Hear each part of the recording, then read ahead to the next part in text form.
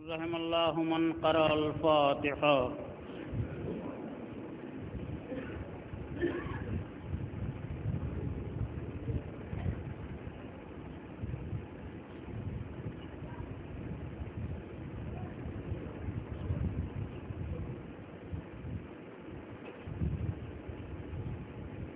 لا حول ولا قوة إلا بالله العلي العظيم. أعوذ بالله من الشيطان اللعين اللئيم الرجيم. بسم الله الرحمن الرحيم.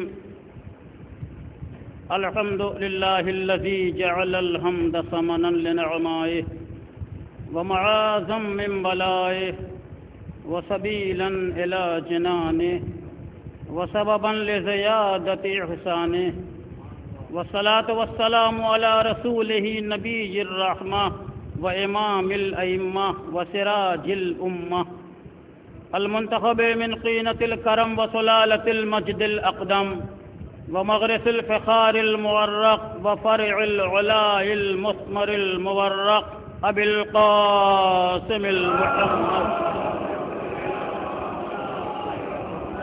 وعلى آله مصابيح الظلم وعصم الأمم ومنار الدين الواضحة ومساقيل الفضل الراجحة، واللعنة الدائمة الباقية على أعدائهم من الآن إلى قيام يوم الدين. أما بعد، فقد قال الله تعالى في الفرقان الحميد والقرآن المجيد وقوله الحق. بسم الله الرحمن الرحيم. قد جاءكم من الله نور وكتاب مبين. صلوات بھیجے پر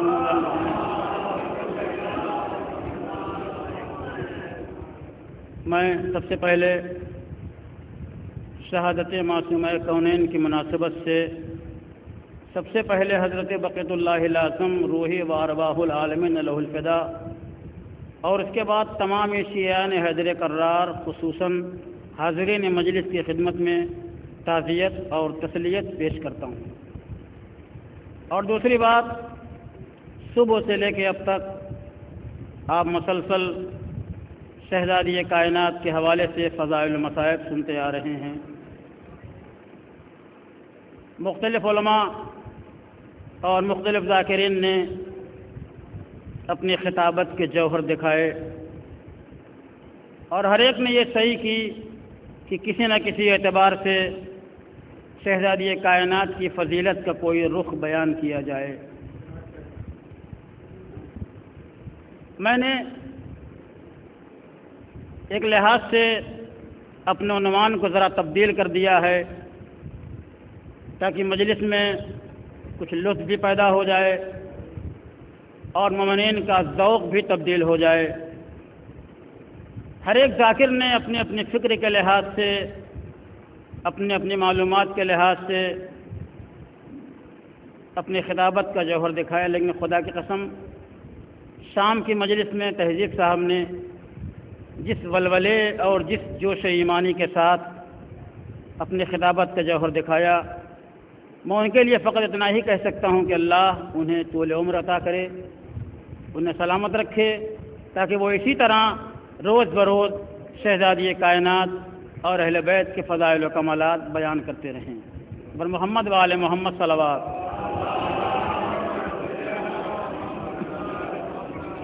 قرآن عظیم کی بڑی عظیم آیہ وافی ہدایہ کو آج کی اس مجلس اعزا کے لیے گفتگو کا عنوان سرنامہ سخن اور اظہار بیان کا ذریعہ قرار دیا ہے. قرآن عظیم کی یہ بڑی عظیم آیت ہے جس آیت کے حوالے سے ہمیں قرآن کی معرفت کا حکم دیا گیا، اور جس آیت کے حوالے سے ہمیں نور کی عظمت پہچاننے کا بھی حکم دیا گیا. لیکن یہ ہماری بے بدعتی ہے، ہماری کوتاہی ہے، نہ ہم نور کی عظمت پہچان سکے اور نہ ہمیں کتاب مبین کی حقیقت کا احساس ہوا. بنیادی مرحلہ نور کی معرفت ہے، بنیادی مرحلہ کتاب کی حقیقت کو پہچاننا ہے، لیکن اس سے پہلے جو مرحلہ ہے خود معرفت کی حقیقت کیا ہے، خود معرفت کی ماہیت کیا ہے، معرفت کا مزاج کیا ہے، معرفت کے اثرات کیا ہیں، معرفت کے نقوش کیا ہیں، اور معرفت کے کیا نتیجے قلوب انسانی کے اوپر مترتب ہوتے ہیں۔ دو تین لفظوں میں معرفت کی حقیقت کو بیان کرنا چاہتا ہوں۔ معرفت ایک کیفیت کا نام ہے، معرفت ایک تاثر کا نام ہے، معرفت ایک احساس کا نام ہے، معرفت شعور کی بیداری کا نام ہے، معرفت ضمیر کی آگاہی کا نام ہے، معرفت خیالات و افکار کی بالیدگی کا نام ہے۔ معرفت کوئی ایسا مفہوم نہیں ہے جسے لفظوں کے ذریعے بیان کیا جا سکے، بلکہ معرفت ایک ایسا مفہوم ہے جسے زبان سے بیان نہیں کیا جا سکتا، دل کے ذریعے محسوس کیا جا سکتا ہے۔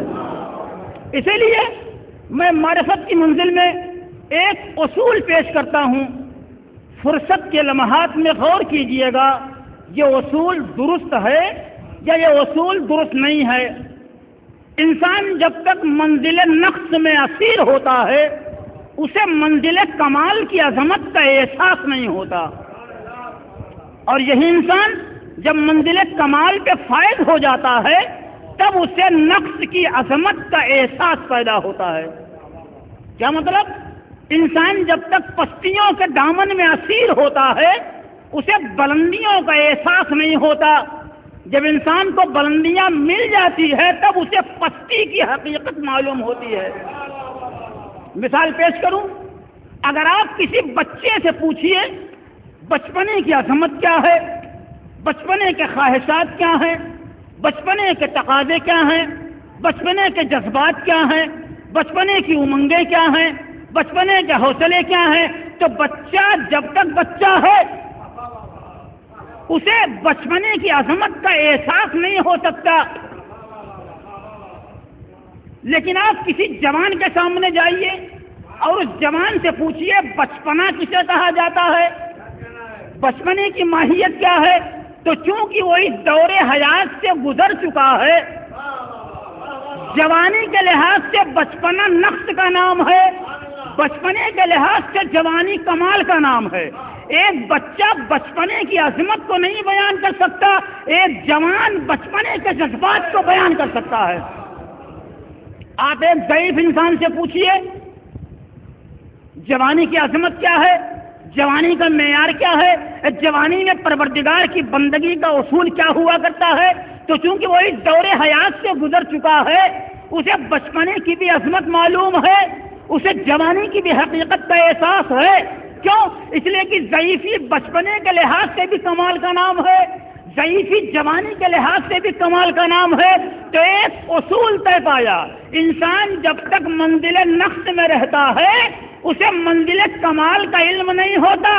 بچہ جب تک بچہ ہے اسے جوانی کی حقیقت معلوم ہو ہی نہیں سکتی۔ جوان جب تک جوان ہے اسے ضعیفی کے اثرات کا علم ہو ہی نہیں سکتا۔ لیکن آپ اسی مثال کو اگر پلٹ دیجئے،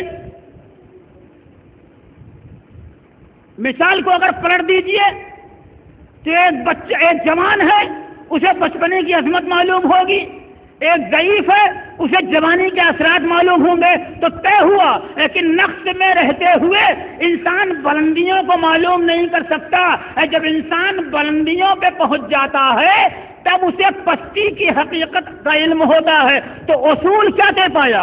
اصول یہ طے پایا کہ پستی میں رہتے ہوئے بلندی کی حقیقت معلوم نہیں ہو سکتی، بلندیوں پہ پہنچ جانے کے بعد پستی کی حقیقت کا علم ہوتا ہے۔ پہلی مثال پیش کی، دوسری مثال پیش کر رہا ہوں۔ کیا سوتا ہوا انسان کوئی فکر کر سکتا ہے؟ سوتا ایک انسان سو رہا ہے، عالم خواب میں ہے، کیا کوئی تصور کر سکتا ہے، کوئی فکر کر سکتا ہے؟ انسان سونے کے عالم میں اگر خواب بھی دیکھتا ہے تو اسی کو بیداری کہتا ہے، حالانکہ خواب اور ہے، بیداری کی حقیقت اور ہے۔ تو سوتا ہوا انسان اسے خود اپنے سونے کا بھی علم نہیں ہوتا۔ اسے سونے کا علم کب ہوگا؟ جب اس کی آنکھ کھل جائے گی تو آنکھ کھلنے کے بعد اسے اس بات کا علم ہوگا کہ میں اس کے پہلے سو رہا تھا۔ تو طے ہوا سوتا ہوا انسان کوئی فکر نہیں کر سکتا۔ آنکھ کھل جانے کے بعد سونے کی حقیقت کا علم ہوتا ہے۔ تو میں نے معرفت کے لیے دو اصول پیش کیے۔ پہلا اصول کیا پیش کیا کہ انسان جب تک نقص کے عالم میں ہوتا ہے اسے کمال کی حقیقت معلوم نہیں ہوتی۔ انسان جب منزل کمال پہ آ جاتا ہے تب اسے نقص کی حقیقت معلوم ہوتی ہے۔ اور دوسرا اصول پیش کیا، سونے کے عالم میں انسان کوئی تصور کر ہی نہیں سکتا، اسے خود اپنے سونے کی حقیقت معلوم نہیں ہو سکتی۔ آنکھ کھل جانے کے بعد اسے سونے کا علم ہوگا۔ اور معرفت کی منزل میں معصوم اور غیر معصوم کا یہی مرحلہ ہے۔ جو معصوم ہی نہ ہو اسے معصوم کی حقیقت کیسے معلوم ہو سکتا؟ جسے اللہ نے لباس عصمت پہنایا ہی نہ ہو اسے عصمت کی حقیقت کیسے معلوم ہو سکتی ہے؟ کیا مطلب؟ غیر معصوم معصوم کی معرفت حاصل کر لے محال شے کا نام ہے۔ ممکن نہیں کہ غیر معصوم معصوم کا عرفان پیدا کر لے۔ تو اس اصول کی بنیاد کے اوپر طے ہوا ہے کہ معرفت ناممکن شے کا نام ہے، معرفت محال شے کا نام ہے، انسان کی قدرت سے باہر شے کا نام معرفت ہے۔ کیوں؟ غیر معصوم معصوم کو پہچان ہی نہیں سکتا۔ کہ جب معرفت محال شے کا نام ہے تو قرآن کریم بباغ دوحل آواز دیتا ہے، سب سے پہلے اللہ کی معرفت واجب، انبیاء کی معرفت واجب، ائمہ کی معرفت واجب۔ تو جب معرفت محال شے کا نام ہے تو اسے واجب کیوں کہا جا رہا ہے؟ مثال کی بنیاد کے اوپر معرفت محال شے کا نام، تو جب معرفت محال ہے تو اسے قرآنی آیات کے ذریعے واجب کا حکم کیوں دیا جا رہا ہے؟ اسے حدیث معصومین کے ذریعے واجب کا حکم کیوں دیا جا رہا ہے؟ اچھا، کیا پیغمبر اکرم کسی ناممکن شے کے انجام دینے کا حکم دیں گے؟ جو چیز انسان کے بس ہی میں نہ ہو رسول اس عمل کے بجا لانے کا حکم نہیں دے سکتے۔ جو چیز انسان کے قبضے میں ہوگی، انسان کا اس کے اوپر عمل کرنا ممکن ہوگا، اسی کے انجام دینے کا رسول حکم دیں گے۔ حدیث آواز دیتی ہے، جو اپنے زمانے کے امام کو نہ پہچانے اس کی موت جاہلیت کی موت، جو اپنے زمانے کے امام کی معرفت حاصل نہ کرے اس کی موت جاہلیت کی موت۔ کیا مطلب؟ معرفت ممکن شے کا نام ہے جب اس کا حکم دیا جا رہا ہے۔ اگر ناممکن شے کا نام معرفت ہوتا تو اس کا کبھی حکم نہیں دیا جا سکتا تھا۔ تو میں نے جو دو مثالیں پیش کی تھیں ان دونوں مثالوں کی بنیاد کے اوپر معرفت محال شے کا نام ہے، حدیث رسول کی بنیاد کے اوپر معرفت ممکن شے کا نام ہے۔ تو یہ کیسے ممکن ہے کہ معرفت ممکن بھی دکھائی دے اور معرفت محال بھی دکھائی دے؟ کیا ممکن ہے کہ کوئی چیز ممکن بھی ہو اور کوئی چیز محال بھی؟ ایک ہی شے ایک ہی وقت میں ممکن بھی دکھائی دے ناممکن بھی دکھائی دے؟ کیا ممکن ہے ایسا؟ اگر میں کہوں کہ دلہی پور میں اس وقت رات بھی ہے اور دن بھی ہے تو کیا یہ ممکن ہے؟ ممکن نہیں۔ دو متضاد چیزوں کا وجود ایک ساتھ ممکن نہیں، ایک کا وجود دوسرے کے بعد ہوتا ہے۔ جب رات ختم ہوگی تب دن کا وجود ہوگا، جب دن ختم ہوگا تب رات کا وجود ہوگا، ایک مقام کے اوپر۔ ساری کائنات کی بات نہیں کہ ایک مقام کے اوپر۔ تو جب معرفت اصول کی بنیاد کے اوپر محال، حدیث کی بنیاد کے اوپر ممکن، تو یہ کیسے ممکن ہے کہ معرفت محال بھی دکھائی دے اور معرفت ممکن بھی دکھائی دے؟ وہ کیا طریقہ اختیار کیا جائے کہ معرفت کا محال ہونا بھی باقی رہے اور معرفت کا ممکن ہونا بھی صحیح رہے؟ اس کے لیے میں ایک مثال پیش کرتا ہوں۔ اگر آپ ایک سوئی کو دریا کے حوالے کر دیجئے، سمندر میں پھینک دیجئے، تو کیا سارے کا سارا سمندر اس سوئی کے ناکے میں سما جائے گا؟ سارے کا سارا دریا اس سوئی کے سوراخ میں آ جائے گا؟ سارے کا سارا تالاب کا پانی اس سوئی کے ناکے میں آ جائے گا؟ نہیں، اس سوئی میں اتنی وسعت نہیں ہے کہ سارے سمندر کو اپنے دامن میں سموڑ سکے۔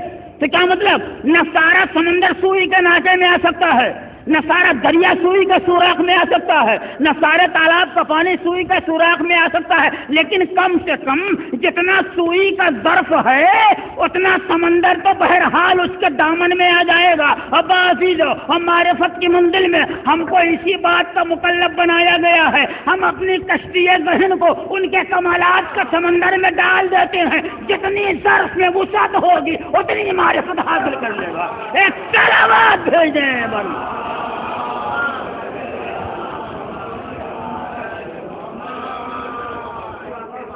جو درجات معرفت ہیں وہی درجات ایمان ہیں، جو درجات ایمان ہیں وہی درجات معرفت ہیں۔ اور اللہ کے حبیب نے جب اپنے اصحاب کے درمیان ایمان کے درجات کو تقسیم کیا تو کہاں سے تقسیم کیا؟ کوئی تاریخ نہیں بتاتی کہ رسول نے ایمان کے درجوں کی تقسیم بندی کے وقت یہ کہا ہو کہ میں نے پہلا درجہ انہیں دیا، میں نے دوسرا درجہ انہیں دیا۔ نہیں، جہاں سے رسول نے قابل ذکر سمجھا وہاں سے ایمان کے درجوں کو تقسیم کیا، اور آواز مقداد میں نے تمہیں ایمان کا 8واں درجہ دیا، ابو ذر و سلمان اور میں نے تمہیں ایمان کا 9واں اور 10واں درجہ دیا۔ تو ایمان کے درجات تقسیم ہو گئے۔ اب رسول کی ایک حدیث پیش کروں، رسول آواز دیتے ہیں ان الجنت تشتاق الی ثلاث، سلمان و ابی ذر و مقداد، جنت 3 افراد کا انتظار کر رہی ہے۔ سلمان کا انتظار جنت کے دل میں ہے، مقداد کا انتظار جنت کے دل میں ہے، ابو ذر کا انتظار جنت کی۔ ان الجنت تشتاق الی ثلاث، جنت کے دل میں 3 افراد کو اپنے وجود میں سمیٹ لینے کی خواہش ہے۔ ایک انسان اس کائنات میں آیا، کس لیے آیا ہے؟ اعمال صالحہ انجام دیتا ہے، کس لیے دیتا ہے؟ صدقہ و خیرات کی منزل میں آگے آگے ہے، کس لیے؟ تاکہ ان تمام عمل کے نتیجے میں اسے پروانے جنت مل جائے۔ یہ دنیا والے ہیں جن کے دلوں کے اندر جنت کی تمنائیں بیدار ہوتی ہیں، لیکن اسی دنیا میں کچھ ایسے الہی افراد بھی پائے جاتے ہیں جن کے دل میں جنت کی تمنا نہیں ہے، بلکہ جنت کے دل میں ان کو اپنے وجود میں سمیٹ لینے کی تمنا ہے۔ اور یہ کس نے کہا ہے؟ عام انسانوں نے نہیں کہا ہے کہ جنت مقداد کا انتظار کر رہی ہے، رسول نے کہا ہے۔ اب جب رسول نے سند دی ہے کہ جنت کو مقداد کا انتظار ہے، سلمان کا انتظار ہے، ابو ذر کا انتظار ہے، تو جب رسول نے سند دی ہے تو اس کا مطلب ہے ابتدائے حیات سے لے کے زندگی کی آخری سانس تک کردار کے ایک ایک لمحے کا جائزہ لینے کے بعد رسول نے سند دی ہے کہ جنت کا انتظار ہے مقداد کا، جنت کو انتظار ہے سلمان کا، جنت کو انتظار ہے ابو ذر کا۔ خدا کی قسم یہ رسول کائنات کے درمیان ان تینوں کو جنت کی سند نہیں دے رہے ہیں، بلکہ مسلمانوں کے درمیان حق و باطل کا ایک معیار دے رہے ہیں اور بتائے دے رہے ہیں میرے اٹھ جانے کے بعد اگر میری امت میں کہیں 2 راستے پیدا ہو جائیں تو دیکھنا یہ تینوں کدھر ہیں۔ جدھر سلمان ہوں گے وہی جنت کا راستہ ہوگا، جدھر مقداد ہوں گے وہی ایمانی راستہ ہوگا۔ ایک سلامات بھیج دیں۔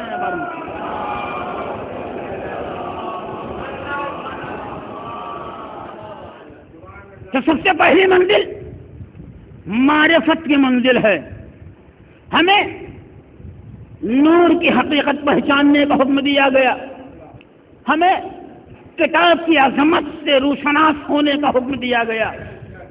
قرآن آواز دیتا ہے ایک کائنات انسانیت کے رہنے والوں، تمہاری ہدایت کے لیے میں نے نور بھی بھیجا اور کتاب مبین بھی بھیجی۔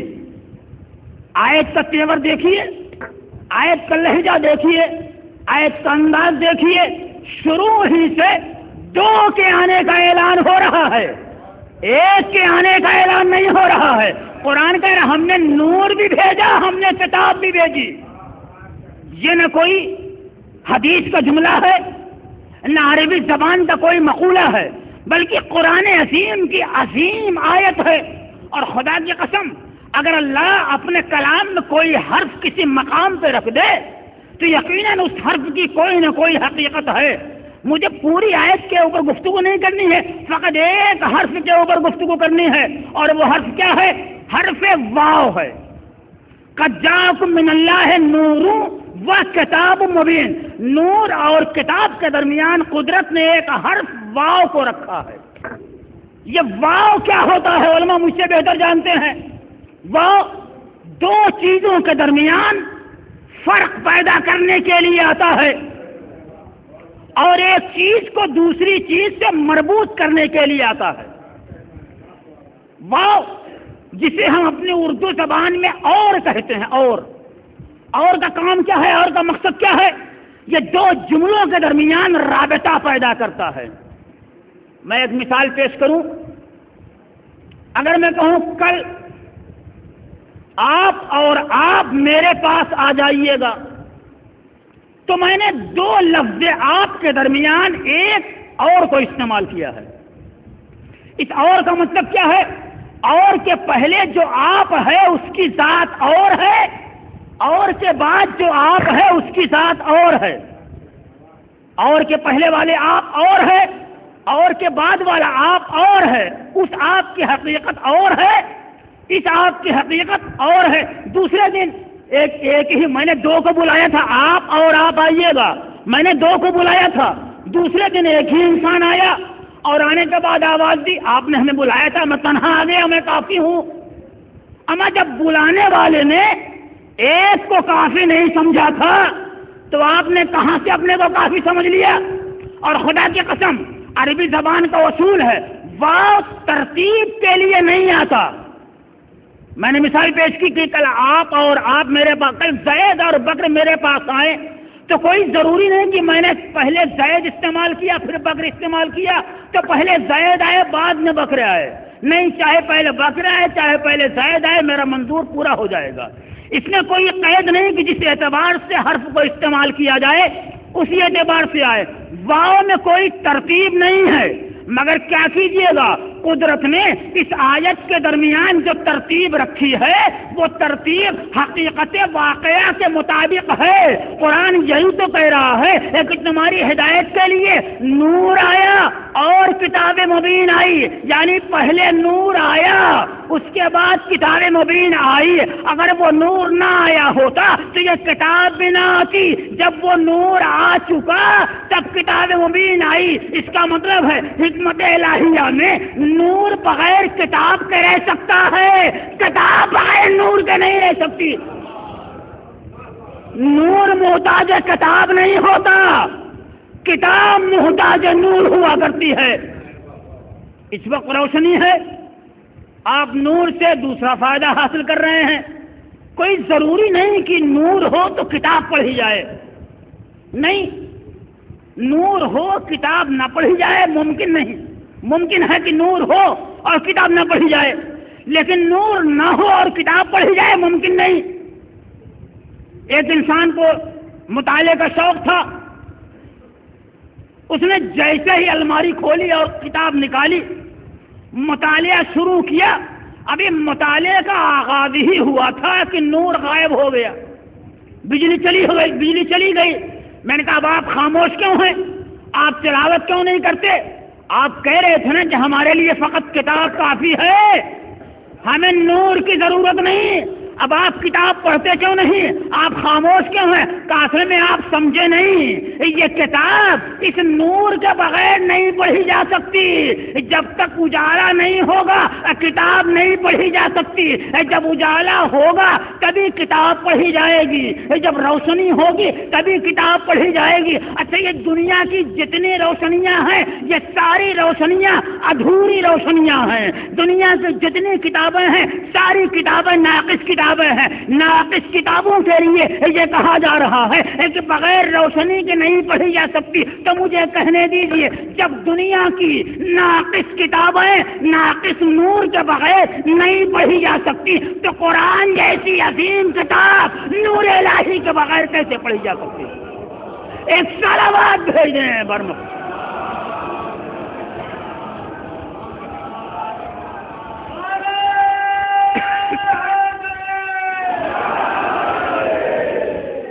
ایک دفعہ اور بابا سے بلند صلوات بھیجو۔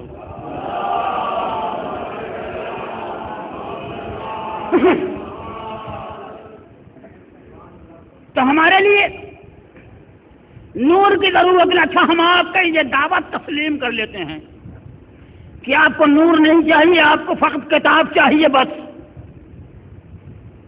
ہمیں آپ کا یہ دعوت تسلیم بسر و چشم قبول. لیکن میرا آپ سے ایک سوال, آپ کو نور نہ چاہیے نور مت لیجیے, آپ کو کتاب چاہیے کتاب لے لیجیے, لیکن آپ 2 رکعت نماز ہمیں کتاب سے پڑھ کے دکھا دیجیے. سب سے مختصر نماز 2 رکعت, نماز وتر 1 ہی رکعت ہے, اسے ہمیں قرآن کریم سے پڑھ کے دکھا دیجیے. یاد رکھیے دینیات کی چھوٹی سے چھوٹی کتاب, معمولی سے معمولی کتاب, اس میں نماز پڑھنے کا طریقہ مل جائے گا, نماز پڑھنے کی کیفیت معلوم ہو جائے گی. قرآن جیسی عظیم کتاب جس سے بڑی کائنات کی کوئی کتاب نہیں, اس میں ایک آیت میں بھی نماز پڑھنے کا طریقہ نہیں بیان کیا گیا ہے. ممکن ہے آپ آواز میں آپ کیا باتیں کر رہے ہیں, کیا قرآن میں نماز کا طریقہ نہیں بیان کیا گیا ہے؟ میں ایسی آیتیں پیش کر رہا ہوں جس سے نماز کے طریقے پہ روشنی پڑتی ہے. میں نے کہا اچھا آپ آیتیں پڑھیے میں نوٹ کرتا ہوں. اس نے پہلی آیت پڑھی کبروہ تکبیرا, پروردگار کی بارگاہ میں تکبیر کہو. اس نے میں نے تکبیرۃ الاحرام نوٹ کر لیا کہ تکبیر کی آیت قرآن میں آئی ہے. پھر سلسلہ تلاوت قرآن کریم آگے بڑھا. ایک آیت پہ جا کے میری نظر ٹھہر گئی. آیت کیا تھی؟ ورکعوا مع الراکعین, رکوع کرنے والوں کے ساتھ رکوع کرو. میں نے رکوع نوٹ کر لیا, ہمیں قرآن سے رکوع کا حکم مل گیا. پھر تلاوت آیات کا سلسلہ آگے بڑھا. ایک آیت پہ جا کے نظر ٹھہر گئی وتقلبک مع الساجدین, سجدہ کرنے والوں کا ذکر ہوا. میں نے سجدہ نوٹ کر لیا, گویا قرآن کی آیت سے سجدے کا ثبوت مل گیا. پھر تلاوت کا سلسلہ آگے بڑھا. ایک آیت پہ جا کے میری نظر ٹھہر گئی. آیت کیا تھی؟ وَثِيَابَكَ فَطَهِّرْ, اپنے لباس کو پاک و پاکیزہ کرو. میں نے نوٹ کر لیا کہ نماز کے لیے لباس کا پاک ہونا ضروری ہے. مختلف آیتیں میں نے قرآن کریم سے نکالی جس میں نماز کے کسی نہ کسی جز کا تذکرہ ہے. میرا آپ سے سوال ہے, یہ جو آیتیں آپ نے دامن قرآن کریم سے نکالی ہیں, یہ آپ کو کہاں سے معلوم ہوا کہ یہ رکوع نماز کا جز ہے؟ یہ آپ کو کس نے بتایا کہ یہ سجدہ نماز کا جز ہے؟ یہ آپ کو کس نے بتایا کہ یہ قیام نماز کا جز ہے؟ ممکن ہے رکوع مستقل عبادت ہوتا, سجدہ مستقل عبادت ہوتا, قیام مستقل عبادت ہوتا, اور پھر یہ تو الگ الگ اجزاء ہیں, الگ الگ حصے ہیں. اس سے نماز کی صورت کیسے بنائی جائے گی؟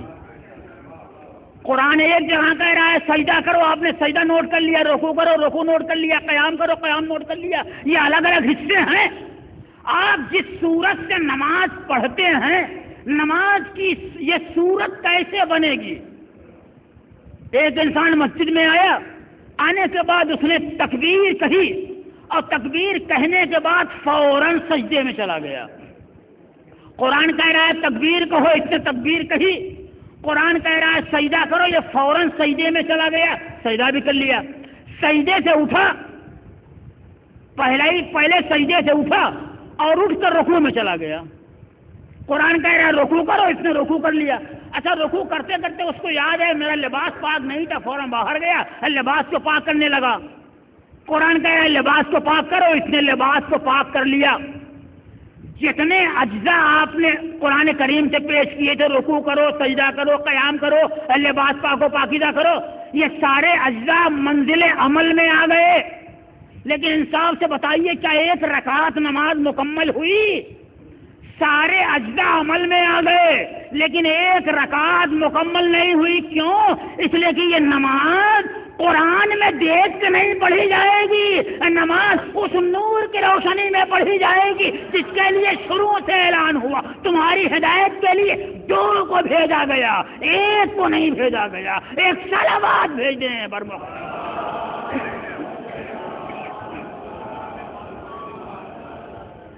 اچھا جب سلسلہ ہدایت کا آغاز ہوا تو سب سے پہلا ہادی آدم بن کے اس کائنات میں آئے. کیا آدم کو کوئی کتاب دی گئی تھی؟ آدم کو کوئی صحیفہ دے کے بھیجا گیا تھا؟ نہیں عزیزو، آدم کو فقط چند تعلیمات سکھا دیے گئے تھے اور انہی تعلیمات کو شریعت کا عنوان بنا کے ان کے حوالے کر دیا گیا تھا. دنیا کی آبادی محدود تھی، ان کے نظریات محدود تھے، ان کے وسائل محدود تھے، ان کا طریقہ محدود تھا، ان کی فکریں محدود تھیں. لیکن جب صاحبان شریعت رسول کا آغاز ہونے لگا تب کتابوں کے نازل ہونے کا سلسلہ شروع ہوا. اچھا، آپ مجھ سے بہتر جانتے ہیں کتنی کتابیں نازل ہوئی؟ توریت، زبور، انجیل، قرآن. اس کے علاوہ قرآن کریم میں صحف ابراہیم اور صحف موسیٰ کا بھی تذکرہ ہے. مان لیجیے 6 کتابیں نازل ہوئیں. کتنی کتابیں نازل ہوئیں؟ 6 کتابیں نازل ہوئیں. پیغمبر کتنے آئے؟ انبیاء کتنے آئے؟ 1,24,000 انبیاء آئے. کتابیں کتنی بھیجی گئیں؟ فقط 6 کتابیں بھیجی گئیں. انبیاء اتنے زیادہ بھیجے گئے اور کتابیں فقط 6 بھیجی گئیں. آخر قدرت چاہتی کیا ہے؟ قدرت کیا بیان کرنا چاہتی ہے؟ اصل میں حقیقت یہ ہے کہ جب کوئی کتاب کسی نبی کو دی جاتی تھی، نبی وہ کتاب لے کے آتا تھا، وہ کتاب پہنچاتا تھا. اس نبی کے رخصت ہو جانے کے بعد پھر انبیاء کا ایک سلسلہ آتا تھا، وہ اس کتاب کے اوپر عمل کر کے دکھاتا تھا. دیکھو، جو داؤد زبور لے کے آئے تھے، اس زبور کے اوپر اگر عمل کرنا ہے تو ویسے عمل کرو جیسے میں عمل کرتا ہوں. گویا ایک کتاب آتی تھی، پھر ہزاروں انبیاء آتے تھے، اس کتاب کے اوپر عمل کرتے تھے اور کائنات کے سامنے عملی نمونہ پیش کرتے تھے. جب وہ کتاب اٹھا لی جاتی تھی، یعنی اب اس کتاب کے اوپر حکم نہیں ہوگا، اس کتاب کے اوپر عمل نہیں ہوگا، دوسری کتاب آتی تھی. دوسری کتاب آئی، پھر انبیاء کا ایک سلسلہ آیا جو اس کتاب کے اوپر عمل کر کے دکھاتا تھا. پھر یہ کتاب منسوخ ہو گئی، اسے اٹھا لیا گیا. تیسری کتاب آئی، اس کتاب کے اوپر عمل کرانے کے لیے ہزاروں انبیاء آئے.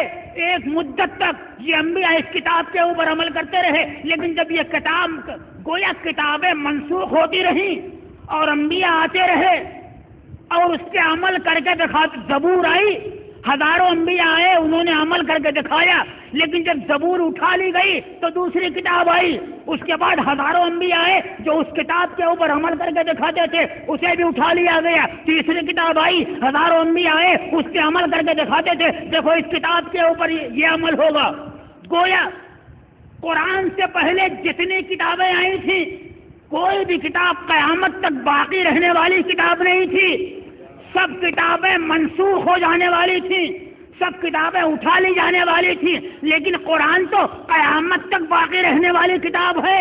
قرآن تو قیامت تک باقی رہنے والا صحیفہ ہے. اما جب اٹھا لی جانے والی کتابوں کے لیے، منسوخ ہو جانے والی کتابوں کے لیے قدرت کا یہ اہتمام تھا کہ اس پہ عمل کرانے کے لیے ہزاروں انبیاء کو بھیجتا تھا. تو جب کتابوں کے اوپر وہ کتابیں جو منسوخ ہو جانے والی تھیں، اس کے لیے قدرت کا یہ اہتمام تھا، ہزاروں انبیاء کو بھیجا جو اس پہ عمل کر کے دکھائے. تو کیا جو کتاب قیامت تک باقی رہنے والی ہے اسے یوں ہی لاوارث چھوڑ دیا جائے گا؟ نہیں. اگر منسوخ ہو جانے والی کتابوں پہ عمل کرانے کے لیے ہزاروں انبیاء کو بھیجا گیا تو قرآن کریم کے اوپر عمل کرانے کے لیے 12 اماموں کو بھیجا گیا، اور جو آج بھی ہمیں بتا رہے ہیں دیکھو اس پہ عمل یوں کیا جائے گا. ایک صلوات بھیجیں.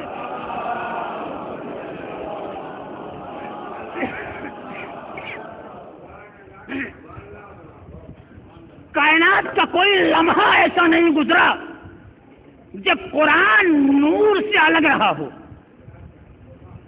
ایک لمحے کا بھی کوئی تصور نہیں کر سکتا جس لمحے میں قرآن اور نور میں جدائی رہی ہو. لیکن انصاف سے بتائیے، یہ جو وارثان قرآن کے ساتھ تشریف لائے ہیں، ہماری ظاہری نگاہوں میں یہ اس کائنات میں ہمیشہ رہنے والے نہیں ہیں. حقیقت کے اعتبار سے قیامت کے بعد بھی باقی رہنے والے ہیں، لیکن ظاہری نگاہوں میں ہمیشہ رہنے والی زندگیاں نہیں ہیں. تو کیا جب یہ نور اٹھا لیا جائے گا تو یہ کتاب اکیلی ہو جائے گی؟ نہیں. جب نور اٹھا لیا جائے گا تو فوراً ایک دوسرا نور اس کے مقام کے اوپر آ جائے گا. مثال پیش کروں, آپ فرض کیجئے ہدایت کی 2 کرسیاں رکھی ہوئی ہوں. ایک کرسی پہ قرآن جلوہ فرما ہو, دوسری کرسی پہ نور ہو. وہ کرسی جس پہ رسول اکرم ہیں, ہماری ظاہری نگاہوں میں 63 سال کی عمر کے بعد وہ کرسی خالی ہو رہی ہے, لیکن قدرت کا اہتمام دیکھیے, ادھر وہ کرسی خالی ہوئی, فوراً دوسرا اس کرسی کے اوپر آ جائے گا. ایک لمحے کے لیے وہ کرسی خالی نہیں ہوگی. اگر اللہ قرآن کو تنہا رکھنا چاہتا تو ہمیں پہلے ہی حکم کر دیتا, اے مسلمانوں تمہاری ہدایت کی کتاب میں نے فلاں پہاڑ کے اوپر نازل کر دی, جا کے لے آؤ. فلاں غار کے دہانے پہ رکھ دی, جا کے لے آؤ. فلاں درخت کی چوٹی کے اوپر میں نے وہ کتاب رکھ دی, جا کے لے آؤ. لیکن نہیں, ہر دور میں قرآن کے ساتھ وارثین قرآن تھے جو قرآن کی حقیقت کو بھی بیان کرتے تھے, اور قرآن کے اوپر اگر حملہ ہو جائے تو قرآن کے تقدس کو بھی محفوظ کرتے تھے. تاریخ میں ہزاروں واقعات ہیں جب قرآن کے اوپر حملہ کیا گیا اور وارثین قرآن نے بڑھ کے قرآن کے تقدس کو محفوظ کیا, صداقت الہیہ کو پامال ہونے سے بچایا. وہ قرآن جس کا یہ اعلان ہے کہ اگر یہ غیر خدا کی طرف سے نازل کیا گیا ہوتا تو اس میں ہزاروں اختلاف پایا جاتا, اسی قرآن میں اختلاف پیدا کر دیا گیا. اور ایک انسان پیدا ہوا, اس نے آواز دی, قرآن کی باتوں میں یکرنگی نہیں ہے, قرآن کی باتوں میں یگانگت نہیں ہے, قرآن کی باتوں میں یکسوئی نہیں ہے, قرآن کی باتوں میں ایک بات نہیں بیان کی گئی ہے. قرآن ایک مقام پہ کچھ کہتا ہے, دوسرے مقام پہ کچھ کہتا ہے. ایک مقام پہ اس کام کے عمل کرنے کا حکم دیتا ہے, دوسرے مقام پہ اس سے روکتا ہے. وہاں کچھ کہتا ہے, یہاں کچھ کہتا ہے. گویا قرآن کی آیتوں میں یکسوئی نہیں ہے, یگانگت نہیں ہے. اس نے قرآنی آیات کے درمیان اختلاف پیدا کرنے کی کوشش کی اور حکومت تماشا دیکھتی رہی. قرآن کا تقدس پامال ہوتا رہا, صداقت الہیہ کے اوپر حرف آتا رہا, لیکن حکومت تماشائی بنی رہی. اور حکومت کر بھی کیا سکتی ہے, اس کے پاس علم ہی کہاں اتنا ہے کہ قرآنی آیتوں کا جواب دے سکے. اما جب ولی قرآن کو پارا پارا کر کے اس کے اوپر تیر برسا سکتا ہے تو کسی اور انسان کو کیا غرض قرآن کے تقدس کو بچائے. بالآخر یہ قضیہ فرزند رسول حضرت امام حسن عسکری تک پہنچا. باواد بلند سلوات بھیجیے. فرزند رسول اسحاق کندی نے قرآن کریم کی آیتوں میں اختلاف ثابت کر دیا ہے, صداقت الہیہ کے اوپر حرف آ رہا ہے, قرآن کا تقدس پامال ہو رہا ہے. کوئی ایسی ترکیب اختیار کیجیے قرآن کا تقدس محفوظ رہے, صداقت الہیہ پامال ہونے سے بچ جائے. ایک دفعہ امام نے اسحاق کے ایک شاگرد کو بلایا اور کہا, تم اسحاق کے شاگرد ہو؟ کہا ہاں. کہا آخر تم اسحاق کو اس حماقت سے روکتے کیوں نہیں؟ کہا کہاں ہمارا علم اور کہاں وہ, ہمارے یہاں اتنی طاقت نہیں ہے کہ اس کے علم کا جواب دے سکیں.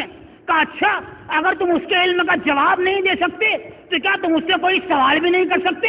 کہا یہ تو ہمارا روزانہ کا دستور رہا ہے, ہمارا روزانہ کا طریقہ رہا ہے, ہمارا روزانہ کا اصول رہا ہے, ہمارا روزانہ کا قانون رہا ہے. ہم روز اس سے سوالات کرتے ہی رہتے ہیں, وہ جوابات دیتے ہی رہتے ہیں. کہا اچھا کل اپنے استاد کے پاس جانا, جب اس تضاد آیات کتاب کا نام چھڑ جائے تو اپنے استاد سے ایک سوال کر لینا.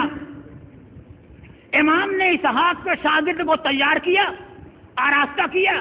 وہ بالکل امام کے سوال سے تیار ہو کے دوسرے دن استاد کی خدمت میں پہنچ گیا. درس کا آغاز ہوا, درس کے اوپر اعتراض کا سلسلہ شروع ہوا. شاگرد آگے بڑھا اور آگے بڑھ کے آواز دی, مگر استاد ایک بات سمجھ میں نہیں آتی. کہا کون سی بات؟ کہا یہ جو اب جو امام نے سوال تعلیم کیا تھا یہ وہ سوال دوہرا رہا ہے. کہا کیا بات سمجھ میں نہیں آتی؟ کہا سمجھ میں نہیں آتا, آپ نے جو قرآن کریم کی آیتوں کے درمیان اختلاف ثابت کیا ہے یہ آپ کے اپنے معنی ہیں یا اللہ نے آپ سے بیان کیے ہیں؟ اگر آپ کے اپنے معنی ہیں تو کس نے آپ کو حق دیا قرآن کریم کی آیتوں کا معنی اپنی فکر کے بلبوتے کے اوپر بیان کرو؟ اور اگر اللہ نے آپ سے بیان کیا ہے تو ارشاد فرمائیے آپ کے اوپر کون سا فرشتہ آیا، کب آیا، کہاں آیا، کس موقع پہ آیا، کون سی آیت لے کے آیا؟ شاگرد نے سوال دوہرا دیا، اب استاد کو کیا کہنا چاہیے تھا؟ اس کے سوال کا جواب دینا چاہیے تھا۔ وہ یا کہتا کہ میرے معنی ہے، یا کہتا اللہ نے بیان کیا، لیکن نہیں، نہ وہ یہ کہتا ہے کہ یہ میرے معنی ہے، نہ یہ کہتا اللہ نے مجھ سے بیان کیا ہے، بلکہ وہ کاؤنٹر سوال کر لیتا ہے۔ جواب تو درکنار، اس نے سوال کے اوپر دوسرا سوال کر لیا۔ اچھا یہ بتاؤ تمہارے ذہن میں یہ سوال آیا کہاں سے؟ کہاں سے تم نے یہ سوال سوچ لیا؟ کیوں؟ کیا یہ سوال میرے ذہن میں نہیں آ سکتا؟ یہ تو ہمارا روزانہ کا اصول ہے، ہم روزانہ آپ سے دریافت کرتے رہتے ہیں، روزانہ پوچھتے رہتے ہیں، سوچتے سوچتے ذہن میں ایک بات آ گئی، سوچا آپ سے پوچھ لیں گے۔ کہنا جو بات تمہارے استاد کے ذہن میں نہیں آئی وہ شاگرد کے ذہن میں کہاں سے آ سکتی ہے؟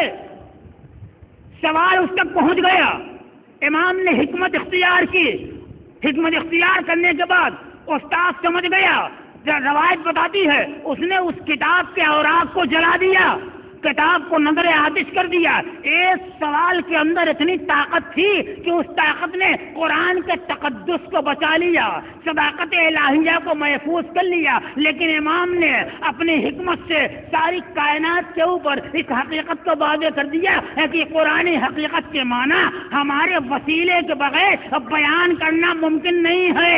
ہم سے پوچھو، ہم بتائیں گے قرآن کیوں آیا، کس لیے آیا، کس واسطے آیا، کون سا پیغام لے کے آیا۔ ہم سے پوچھو، ہم بتائیں گے قرآن کی کون سی آیت ناسخ ہے، کون سی منسوخ ہے، کون عام ہے، کون خاص ہے، کون مطلق ہے، کون مقید ہے، کون مجمل ہے، کون مبین ہے، کون بحر میں نازل ہوئی، کون بر میں نازل ہوئی۔ ہم سے پوچھو، ہم بتائیں گے کون رز میں نازل ہوئی، کون بد میں نازل ہوئی، کون جلوت میں نازل ہوئی، کون خلوت میں نازل ہوئی، کون سفر میں نازل ہوئی، کون حضر میں نازل ہوئی، کون خانہ ازواج میں نازل ہوئی، کون چادر فاطمہ میں نازل ہوئی۔ یہ تو وہی بتا سکتے ہیں جن کے سینے پہ قرآن اترا ہو، جن کی آغوش میں پلا ہو، جن کے ساتھ قرآن پروان چڑھا ہو، جن کے اعمال قرآنی احکام کا نمونہ ہو اور قرآن جن کے اعمال کا قصیدہ ہو۔ ایک صلوات بھیجیں ہیں بندے۔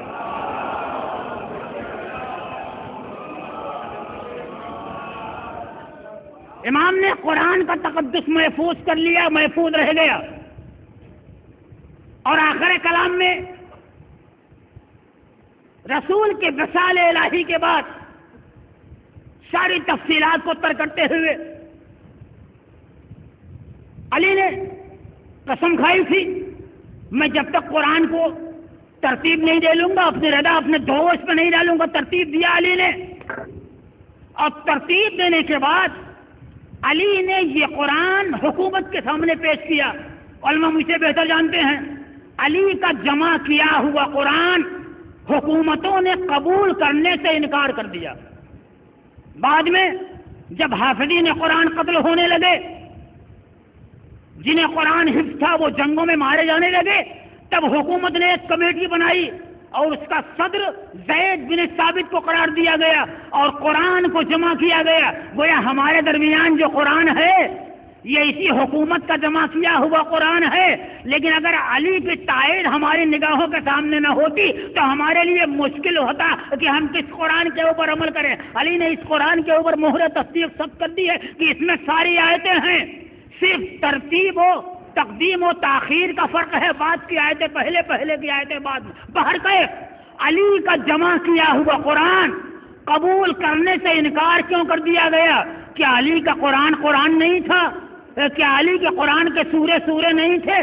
کیا علی کے قرآن کی آیتیں نہیں تھیں؟ کیا علی کے قرآن کے کلمات الہی نہیں تھے؟ کیا علی کے قرآن کے حروف الہیہ نہیں تھے؟ کیا علی کے قرآن کا اعراب الہیہ نہیں تھے؟ کیا علی کے قرآن کے تمام لفظیں اللہ کی لفظیں نہیں تھیں؟ کیا قرآن کے نکات اللہ کے نکات نہیں تھے؟ نہیں، وہی قرآن تھا، وہی سورے تھے، وہی آیتیں تھی، وہی عنوان تھا، وہی مفہوم تھا۔ لیکن سوال یہ پیدا ہوتا ہے جب سب وہی تھا تو علی کا قرآن کیوں نہیں قبول کیا گیا؟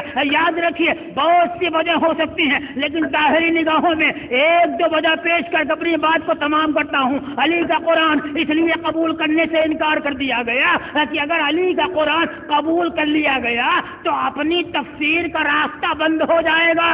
ہمیں اپنی تفسیر کے بلبوتے کے اوپر کاروان حیات کو آگے بڑھانا ہے، اور خدا کی قسم بڑا اچھا ہوا علی کا قرآن قبول نہیں کیا گیا۔ حکومت کا لاکھ لاکھ شکریہ، اس نے علی کا قرآن قبول کرنے سے انکار کر دیا۔ کیوں شکریہ؟ انکار کرنے میں کیا خوبی تھی؟ حکومت نے علی کا قرآن قبول نہیں کیا، بڑا اچھا کام کیا، ہماری مشکل حل ہو گئی۔ کیوں؟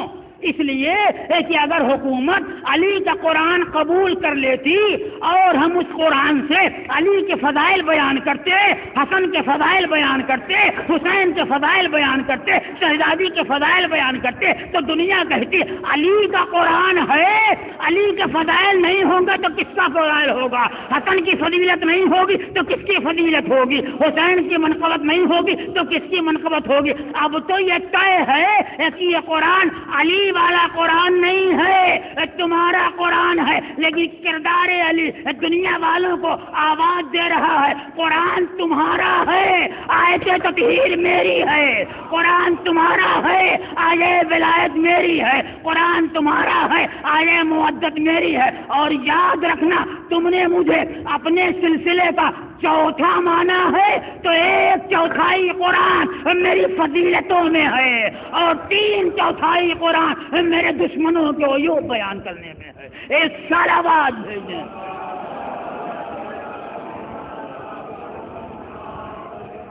تو ہر منزل پہ قرآن اور وارث قرآن کا ساتھ، فضیلت کے میدان میں بھی دونوں دوست بدوست، محامد کے میدان میں بھی دونوں ایک دوسرے کے ساتھ ساتھ، اور جب مصیبت کی منزل آتی ہے تو اس منزل میں بھی قرآن اور وارثین قرآن ایک دوسرے کے شریک و سہیم ہیں۔ اگر قرآن کو جلایا گیا تو وارثین قرآن کے خیموں میں آگ لگا دی گئی، اگر قرآن کو جلایا گیا تو وارث قرآن بی بی کی دہلیز پہ آگ اور چولہے اکٹھا کیے گئے، اگر قرآن کے اوپر تیر برسایا گیا تو وارثین قرآن کے اوپر بھی تیر برسایا گیا، اگر قرآن کے وجود کو چھلنی کیا گیا تو وارث قرآن کے وجود کے اوپر تیروں کی برسات کی گئی۔ ہر منزل میں دونوں ایک دوسرے کے ساتھ ساتھ، کس وارث قرآن کی عظمت کا اظہار کیا جائے؟ دو جملہ وہیں پر اپنے مصائب۔ دنیا وہ وقت یاد کرے سب سے پہلا وارث قرآن ابھی اسے اس کائنات سے رخصت ہوئے، زیادہ عرصہ بھی نہ گزرا تھا کہ شہزادی کو مرثیہ پڑھنا پڑا۔ صبت علی مصائب اللہ والنہار، صبت الایام سرن لیالیا۔ اے میرے بابا، آپ کے بعد میرے اوپر وہ مصائب ڈھائے گئے، اگر دنوں میں پڑھتے تو سیاہ رات میں تبدیل ہو جاتے۔ اب وہ وقت بھی آیا، شہزادی کے دروازے پہ آگ اور لکڑیاں اکٹھا کی گئیں، دروازے کو آگ لگا دی گئی، جلتا ہوا دروازہ بی بی کے پہلو پہ گرا دیا گیا، پسلیاں شکستہ ہو گئیں، محسن کی شہادت ہو گئی، علی کے گلے میں ریشمان ظلم ڈال کے انہیں پھرایا جا رہا ہے۔ شہزادی نے سر کے بال کھولے، آواز دی، خلو ابو الحسن، ارے ابو الحسن کو چھوڑ دو ورنہ میں اپنے سر کے بال پر ایسا کر دوں گی۔ اے بی بی، ابھی ایک دروازہ جلایا گیا ہے، ابھی ایک محسن کی شہادت ہوئی ہے، ابھی ایک علی کے گلے میں ریشمان ظلم ڈالی گئی ہے۔ اے بی بی، ارے ذرا کربلا کے میدان میں آ جائیے، ایک خیمہ جلتا ہے، بیویاں دوسرے خیمے میں، دوسرا جلتا ہے، بیویاں تیسرے خیمے میں۔ اے شہزادی، ابھی ایک محسن کی شہادت ہوئی ہے، ارے ذرا کربلا کے میدان میں آ جائیے، کہیں بھی عباس کے کٹے ہوئے بازو، کہیں بھی اکبر کا چھدا ہوا سینہ، کہیں علی اصغر کے گلے میں ظلم کا نیزہ، کہیں حسین کی پامال تمہیں اسمالات۔ اے بی بی، ابھی ایک علی کے گلے میں رسیاں ڈالی گئیں، ارے ذرا کوفہ شام کے دربار میں آ جائیے، آپ کی بیٹیاں ہیں جنہیں رسیوں سے باندھ کے دیار بدیار پھرایا جا رہا ہے۔ اے شہزادی ابھی بال نہ بکھرائیے، یہ بال اس وقت بکھرائیے گا جب شام کا زندان ہوگا، زینب کی بے کسی ہوگی، زینب کا مرثیہ ہوگا، سکینہ کی میت ہوگی، کوئی غسل دینے والا نہیں، اور میت سکینہ سے آواز آ رہی ہوگی، اے مدینے جانے والوں تمہیں مدینے جانا مبارک، لیکن جب مدینے جانا تو مدینے والوں سے کہنا ارے جب کبھی تم ٹھنڈا پانی پینا تو میرے بابا کی پیاس کو یاد کر لو۔ بس 2 جملے اور ختم دعا۔ شہزادی دنیا سے رخصت ہو گئی، علی نے غسل دیا، علی نے کفن پہنایا۔ دستور کے مطابق ہمارے یہاں بھی جب کوئی عزیز گزر جاتا ہے، جب اسے آخری سفر پہ لے جایا جاتا ہے تو گھر والوں کو بلایا جاتا ہے، آؤ آخری دیدار کر لو، اب اس کے بعد دیدار میسر نہ ہوگا۔ علی نے آواز دی یا زینب یا ام کلثوم یا حسن یا حسین ہلموا وتزوروا من امکم فهذا الفراق واللقاء فی الجنہ۔ اے زینب ام کلثوم، اے حسن حسین، آؤ آؤ اپنی ماں کا آخری دیدار کر لو، اب اس کے بعد دیدار نصیب نہ ہوگا۔ روایت کا فقرہ ہے زینب آگے بڑھی، ام کلثوم آگے بڑھے، حسن آگے بڑھے، حسین چند قدم ٹھہر کے، حسین چند قدم آگے بڑھے لیکن وہیں ٹھہر گئے اور ٹھہر کے آواز دی اماں ارے جب تک آپ مجھے نہ بلائیے گا میں کبھی نہ آؤں گا۔ اور میں نے روایت میں ایک فقرہ دیکھا ہے، ایک دفعہ حسین اسی زمین کے اوپر بیٹھ گئے، اپنا رخسارہ ماں کے تلووں پہ رکھ کے آواز دی اماں کیا حسین کو نہ بلائیے گا؟ ارے جب تک حسین کو آواز نہ دیجیے گا حسین نہ آئے گا۔ روایت کا فقرہ ہے ایک دفعہ بند کفن ٹوٹے، 2 ہاتھ برآمد ہوئے، اے میرے لال حسین آ میرے سینے سے لگ جا۔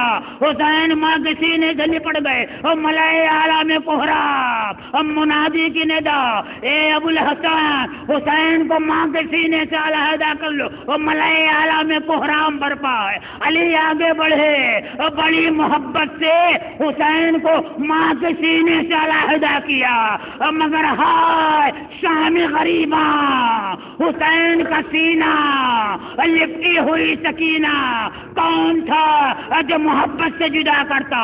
شمرا آگے بڑھا، رخساروں پہ تماچے، پشت پہ درے، سکینہ کی فریاد، اے میرے بابا آپ کے بعد کوئی مجھ پہ رحم کرنے والا نہیں۔